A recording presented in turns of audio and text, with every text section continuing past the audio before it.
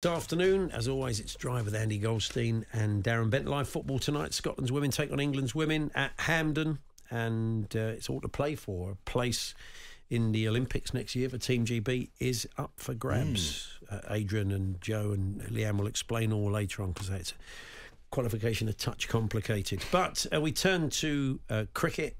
We are bringing you the series of one-days and T20s from the West Indies, live and exclusive on TalkSPORT and TalkSPORT 2. We've had the first of them at the weekend on Sunday, a disappointing defeat for England. So they need to bounce back once again. They're in Antigua, and there for us is Sam Ellard. Hey, Sam. Good afternoon, guys. How are you? Yes, not too bad. Thank you. Hoping for better in the second of these games. What's the mood like in the camp after that first game? Because coming off the back of the World Cup, they could have done without another defeat, couldn't they? Yeah, I think there was a few glum faces on Sunday evening. I saw a few of them out for dinner, and the mood did seem a little bit flat. I think they were more shell shocked than anything, because I think for me it felt like a game that for 90% of it England dominated, and when Shepherd came to the crease with them at 5 down, I don't really think many people gave the West Indies a chance. I think it was more shock than anything. But they had a day off yesterday, so I think they enjoyed some downtime, and just seeing a few of them around the hotel this morning, I think they're just honestly itching and desperate to get back out there, and just they want to play cricket. They're just desperate to try and turn around this bad run of form, should we say. There's been a lot of pressure on Sam Curran since Sunday. A lot of articles about basically what's happened to him, because he was such a brilliant cricketer, went for the top price in the IPL, but he had a poor World Cup. We all know he's a good player, but it's not quite happening for him at the moment. Yeah, I mean, I don't think he'll ever bowl as badly again in his career than what we saw on Sunday. I mean, 94 runs, 98 runs, the most runs any England bowler's ever conceded in a one-day international format. I mean, full toss after full toss after full toss. And to be fair, at the death, he was bowling to two guys that were seeing the ball like a beach ball, some of the best ball striking you'll ever see. But yeah, a tough day for Sam Curran. But I don't think we should forget, guys, it was only this time last year that he got voted player of the tournament in the T20 World Cup, which England, of course, went on to win. Andy, you're right to mention he's the most expensive player in the history of the IPL. So the fact that that's happened shows his quality. I think he's a really good cricketer. He's good with the new ball. We've seen him probably be England's best bowler over the last couple of years at the death. We know he can bat sort of anywhere from 3 down to number 8. So a bad day for him, but I've got absolutely no doubt that this is a tremendously talented cricketer in all formats for England. And I'm sure he'll bounce back. I'm sure he'll play tomorrow, and I'm sure they'll give him an opportunity to put it right, because he had a bad day at the office. Things went slightly better for our spinner, Rian Ahmed. And I was reading a feature about his brother today, Farhan, 15 years old. He's been selected for England's under-19s for the World Cup. And you had a chat with Rian about Farhan, didn't you?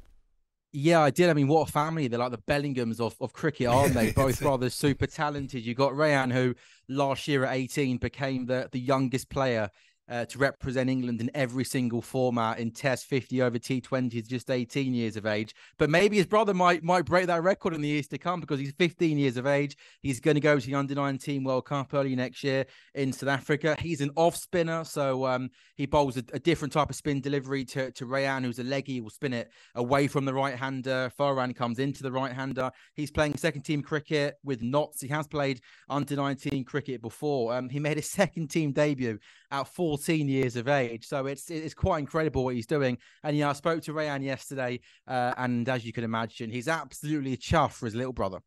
He's actually very good for an off spinner. Is he better than you? Nah, he's not better than me. Is he better bowler than you? Better batsman? Nah, neither. You can't hit sixes.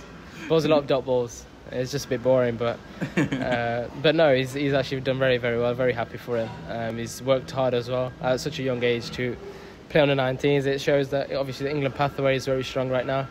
The way Notts have looked after him has been unbelievable as well. So it's something that is very befitting to see. Like, there's a lot of young players playing above their age because of the potential they have. So yeah, it's very nice to see. Apparently, Sam, in their local club, his older brother and his dad, all 4 of them have turned out for the club and played together, which I think was a real buzz for them all.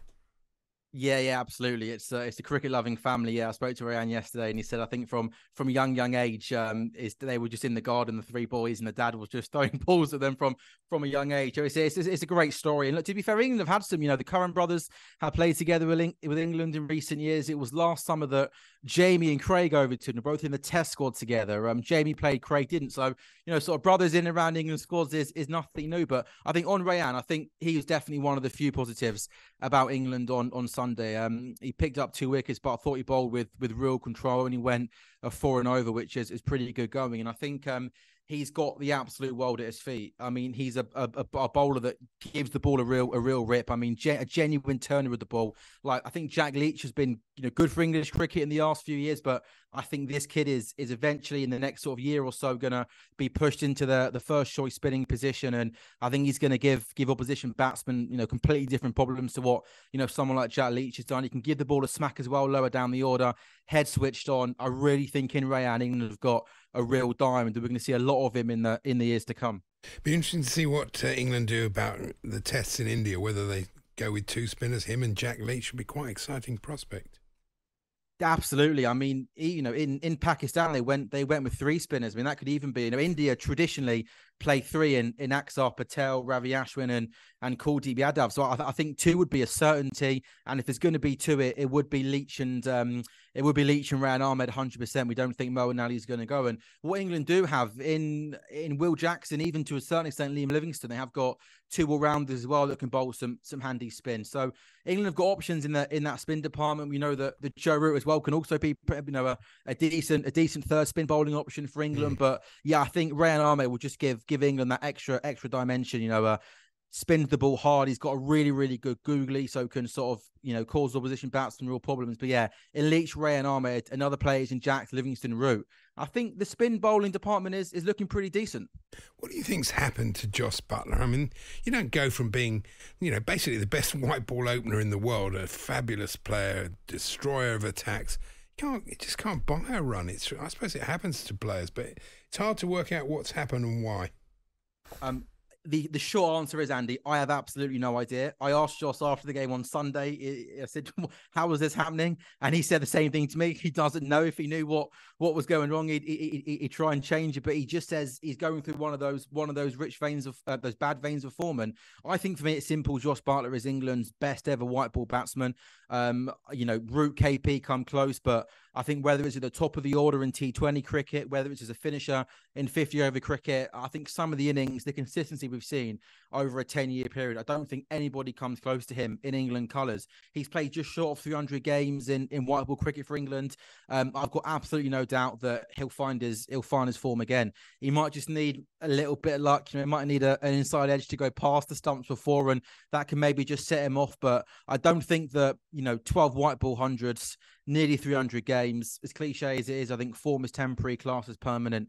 I've got no doubt that one score and then we'll see Jos Buttler back to his best, and hopefully we can see it soon, because there's a lot of reasons why England have struggled in white ball cricket over the past few months, but Butler's bad form is definitely one of them. There's been some suggestions, guys, that should he give up the captaincy? Should somebody else be captain? Should he maybe give up the gloves? Some people say, should he sort of, keeping, captaining and batting, there's a lot going on there. Should he sort of just captain and bat? Because England obviously have got, on this tour, Pope can keep, Ducker can keep. Obviously, Johnny Bairstow is normally in the white ball team. He can keep. So these are all things that maybe if he doesn't find his form in this tournament, that could be considered. But again, short memories. A year ago, he was lifting the World Cup, scoring runs in Australia. So fingers crossed on tomorrow he can get back to his best, boys. Indeed. Thank you, Sam. We'll catch up with you soon. Good stuff. Take care, gents. All the best. Have a good day. Sam Ellard there for TalkSport over in Antigua. It's the second one-day, 1:30 start once again over on TalkSport 2, and we will keep you updated. We'll have all the details of the teams and the toss for you at 1 o'clock when we get on air, and we'll keep you in touch. I think John Norman will be with us throughout the afternoon to tell us what's going on. Paul Hawksbee and Andy Jacobs, Monday to Friday afternoons 1 till 4 on AM, on DAB, via the TalkSport app and on your smart speaker. TalkSport.